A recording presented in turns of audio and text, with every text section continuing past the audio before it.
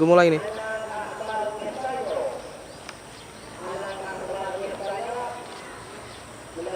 Assalamualaikum warahmatullahi wabarakatuh.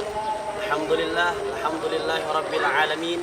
Allahumma salli wa sallim wa barik ala sayyidina Muhammad wa ala ali sayyidina Muhammad. Kita kembali lagi di pagi hari ini dengan begitu naungannya Allah, nikmatnya Allah, karunia-Nya Allah, sehingga kita bisa bertemu lagi pada pagi hari ini dengan semua apa yang Allah telah berikan kepada kita, nikmat-nikmatnya. Pada pagi hari ini saya ingin mengulas sedikit tema, yaitu tentang mencintai Rasulullah SAW.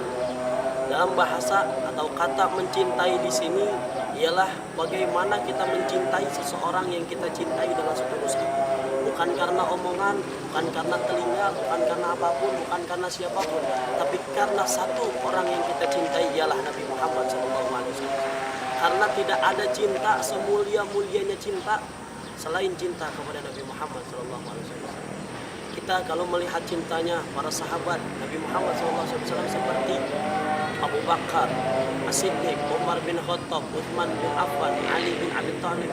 Beliau keempat ini begitu cinta,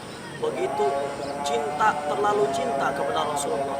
Pengorbanannya, kasih sayangnya, hartanya, semua dikeluarkan hanya untuk Rasulullah, hanya untuk berdakwah di jalan agamanya Allah Subhanahu wa taala.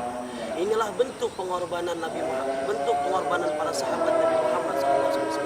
Saya teringat dengan satu hadis Nabi Muhammad SAW, apa? Man ahabba syai'an fahuwa 'abduh.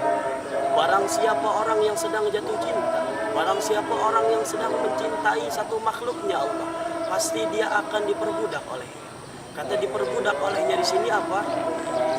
Perbudak ialah kita selalu mengikuti apa kemauan seorang kekasih. Contohnya, kita mempunyai kekasih, pasti dalam kondisi apapun, baik itu panas maupun hujan, apapun itu, kita tidak punya uang, kita lagi susah, tapi kalau seorang kekasih sudah bilang sayang, pasti kita bakal nurutin apa kemauan itu dia.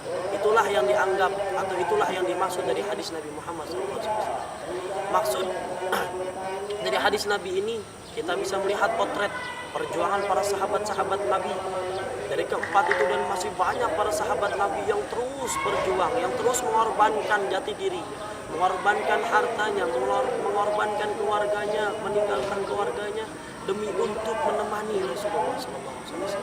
Inilah yang perlu kita contoh untuk anak-anak zaman sekarang, yang mengaku cinta sama Nabi Muhammad, yang mengaku cinta sama Rasulullah, tetapi tidak ada pengorbanannya.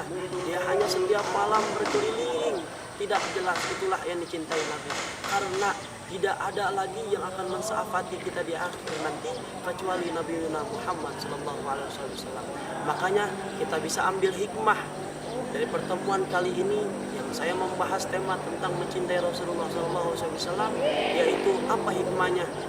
Dengan ini kita bisa mengambil hikmah, yaitu suri tauladan yang baik dari para sahabat untuk Nabi Muhammad SAW. Karena Nabi Muhammad SAW ialah suatu figur yang dapat kita contoh, suatu imam, suatu pemimpin yang dapat kita contoh dalam kehidupan kita sehari-hari.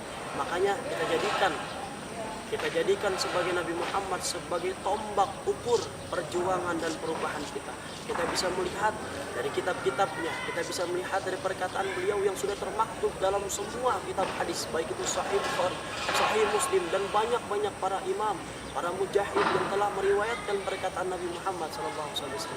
Kita sebagai generasi sekarang hanya butuh pengorbanan, yaitu bersalawat atas Nabi Muhammad SAW, dan Rasul tidak mau atau tidak butuh pengorbanan yang lain kecuali dia bersalam kepada beliau. Kita bersalam kepada beliau, dan insya Allah salam kita akan dijawab oleh Rasulullah SAW, karena kata Allah, barang siapa orang yang bersalawat atas Rasulku, atas kekasihku satu aja, maka dia akan diberikan kebaikan oleh Allah 10 kali lipat. Terus dikembalikan sama Allah kebaikan. Itulah kebaikannya Allah terhadap kekasihnya Allah buat kita semua. Mudah-mudahan kita bisa mengambil hikmah dari apa mencintai Nabi Muhammad SAW. Bukan hanya sekedar bilang cinta di mulut, tapi cinta itu hakikatnya ada di hati. Cinta itu terbagi menjadi empat bagian, yaitu cinta kepada Allah, mahabbatullah, cinta kepada Rasul, mahabbatul Rasul, cinta kepada orang tua, mahabbatul walidain, dan cinta kepada seorang istri atau seorang yang kita cintai melebihi, dan tidak boleh melebihi dari ketiga itu. Mungkin kita bisa mengambil hikmah atau mengambil ibrah dari penyampaian saya ini. Kurang lebihnya mohon maaf. Akhirul kalam, wallahul muwaffiq ila aqwamit thariq. Assalamualaikum warahmatullahi wabarakatuh.